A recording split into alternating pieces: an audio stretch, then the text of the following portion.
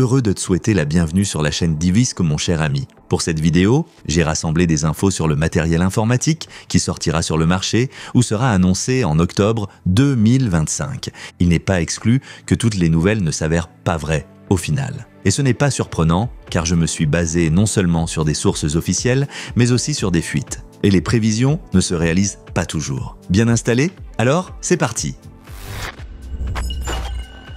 La sortie d'une énième version custom d'une carte graphique bien connue est 100 fois moins marquante que l'apparition d'un tout nouveau processeur graphique. Qu'est-ce qu'AMD, Nvidia et parfois Intel pourraient bien nous offrir? Un overclocking d'usine à peine visible au microscope? Des changements cosmétiques au système de refroidissement et au design, mais il y a des exceptions. Par exemple, Gigabyte a présenté une nouvelle carte graphique basée sur la RTX 5060 Ti avec 16 Go de mémoire GDDR7.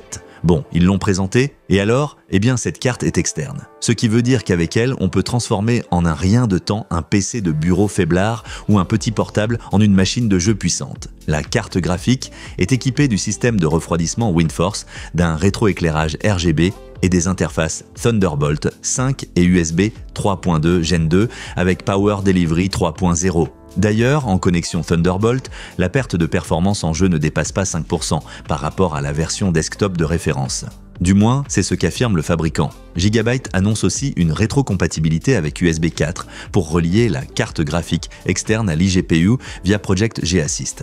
Bref, un produit assez intéressant pour toute une armée d'utilisateurs. Seul le prix et la date de sortie restent inconnus. Mais rien ne nous empêche de supposer que la nouveauté arrivera dans les magasins en octobre. Pourquoi pas, après tout?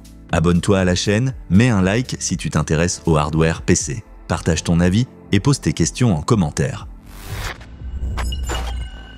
Pendant que nous parlions de la carte graphique externe de Gigabyte, des fuites mystérieuses sont arrivées. Certaines personnes, bien connues dans certains cercles, affirment que, premièrement, Nvidia va arrêter la production des RTX 5070 Ti et 5080. Et deuxièmement, l'équipe verte va déjà lancer la série RTX 50 Super en octobre. Et avant qu'on me demande pourquoi ces fuites sont mystérieuses, je vais répondre tout de suite à la question que personne n'a posée. En fait, ces mêmes sources juraient auparavant sur la Bible et le Coran que la série RTX 5000 Super ne serait dévoilée qu'au CES 2026 au début de l'année prochaine. Bon, la date de sortie des nouveautés se précisera bientôt. Le temps mettra tout en place. Mais que savons-nous de la série Super? Faut-il vraiment l'attendre? Voyons cela. D'après les infos disponibles, les nouvelles cartes seront de 11 à 16% plus performantes que leurs prédécesseurs sans Super, premièrement. Deuxièmement, le prix des cartes graphiques n'augmentera que légèrement, au maximum de 50 $ pour le modèle haut de gamme. Évidemment, il s'agit du marché mondial. Dans nos magasins, avec les prix complètement délirants d'aujourd'hui, il est inutile de faire des prévisions. Tu t'intéresses au matériel PC? Alors rejoins Divisc. Abonne-toi à la chaîne et mets un like sur la vidéo. Et laisse tes pensées et questions dans les commentaires. Passons maintenant tranquillement au processeur, plus précisément au CPU Ryzen 5 9500F, tout juste lancé par AMD pour le marché chinois au prix recommandé de 1299 yuan, soit moins de 150 €. Hélas, le processeur le plus abordable basé sur l'architecture Zen 5 est pour l'instant vendu uniquement en Chine. On ignore s'il sortira un jour sur d'autres marchés. Mais imaginons quand même que le Ryzen 5 9550F arrive soudainement dans nos magasins en octobre. Quelques détails sur ce nouveau produit AMD, socket AM5, 6 cœurs et 12 threads. Fréquence de base 3,8 GHz. En boost, FEM GHz.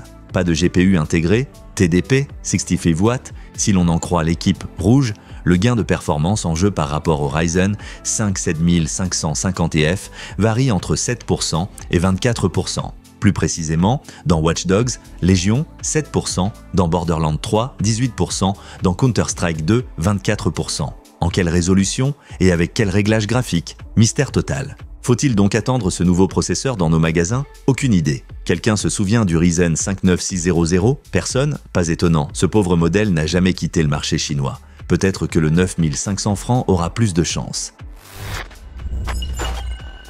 Sur le marché des cartes mères, de nouvelles sorties apparaissent constamment. Par exemple, Gigabyte a présenté 5 cartes optimisées pour les Ryzen 9000X 3D. Il s'agit de versions mises à jour de modèles existants basés sur le chipset X870E, mais avec certaines améliorations notables. Amélioration numéro 1, support du BIOS X3D Turbo Mode 2.0. Selon le fabricant, ce mode peut offrir jusqu'à 25% de performance en plus avec des processeurs dotés d'un cache 3D étendu. Amélioration numéro 2, prise en charge de l'algorithme D, 5 Bionic Corsa et de modules de mémoire jusqu'à 9000 mégatransferts par seconde. Il y a d'autres améliorations aussi, mais elles varient selon les modèles, donc on va les laisser de côté pour l'instant. Malheureusement, la date de sortie de ces nouvelles cartes Gigabyte reste inconnue. En revanche, les prix recommandés par le fabricant ont été annoncés. À partir de 349 € pour la version Pero et jusqu'à 649 € pour la Aorus Master X3D. Mets un like si cette vidéo t'a été utile. Écris un commentaire et abonne-toi à la chaîne Device. On se retrouve dans le prochain épisode.